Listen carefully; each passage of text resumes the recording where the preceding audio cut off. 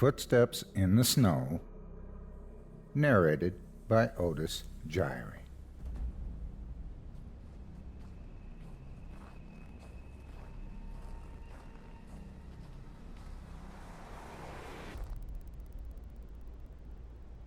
The soft thud of following footsteps echoed behind him as he hurried through the snowflakes toward home. They kept pace with him, quickening when he quickened and slowing when he slowed. It was creepy. His flesh crawled at the sound, and he sped up, cursing himself for walking home alone from the midnight Christmas Mass. Normally not a pious man, the middle-aged bachelor had suddenly been struck by a wish to hear the old Christmas songs, sung once again by a church choir, and had walked across town to attend the service.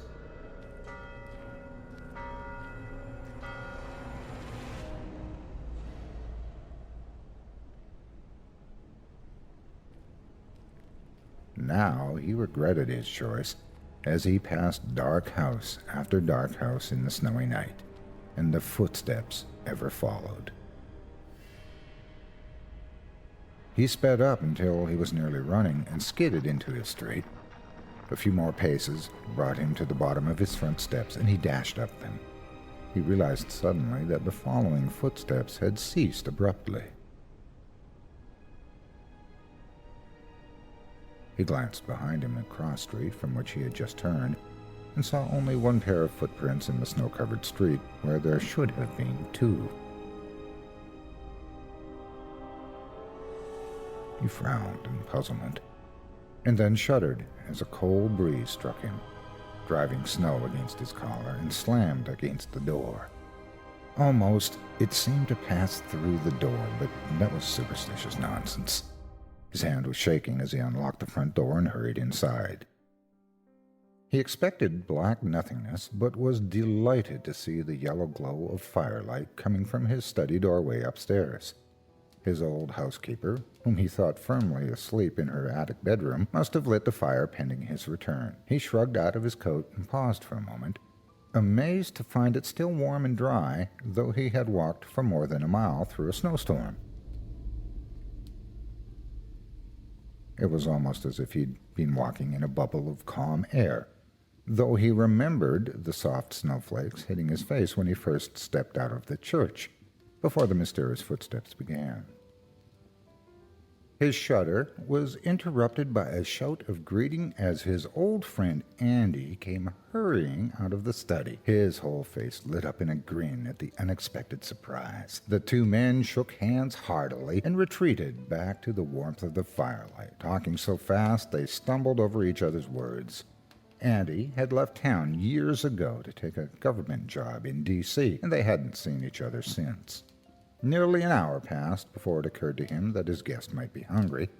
His offer of a meal was instantly accepted, but Andy was unwilling to leave the comfort of the fire to eat in the kitchen, so he jogged downstairs alone to fetch some food. He didn't wonder at his friend's reluctance to join him in the kitchen. Andy had looked very pale and had kept shivering with cold while they talked.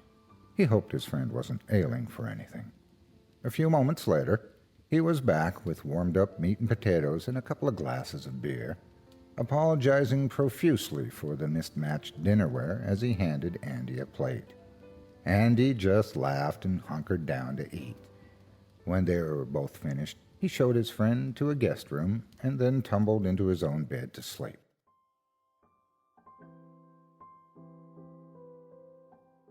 All the apprehension caused by the mysterious footsteps forgotten as a result of his friend's visit.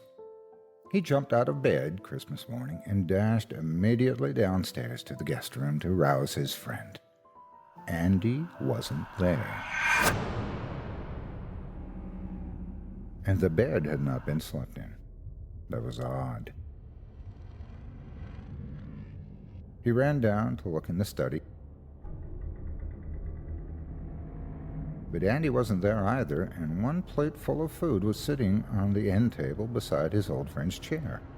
It was completely untouched, though he'd seen Andy eating from it the night before.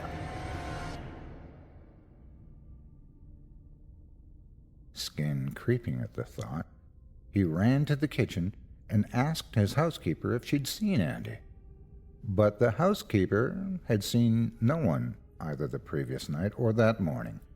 He flopped down on the bottom step of the staircase completely baffled. Where had Andy gone? It was a mystery that plagued him all Christmas Day, and he did not enjoy his holiday dinner at all, a fact that annoyed his housekeeper. He was awakened the next morning from a restful sleep by the sound of the front doorbell. He stumbled out of bed and was splashing water from the bedside pitcher onto his sleepy eyes when a knock came at his bedroom door.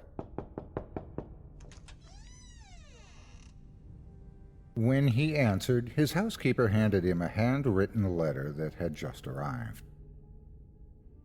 As she hurried back downstairs to prepare his breakfast, he opened it curiously, not knowing who would be writing him so urgently and in such a personal manner.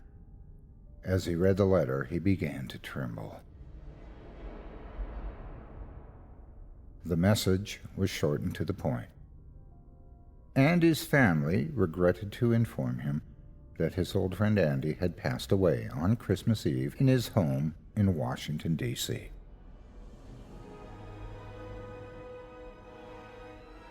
Upon reading the news, he sat down hard on the bed, the letter fluttering away from his hand. It must have been Andy who had followed him home on Christmas Eve. That would explain the eerie footsteps and the dry coat in the middle of a snowstorm. He'd spent Christmas Eve with a ghost.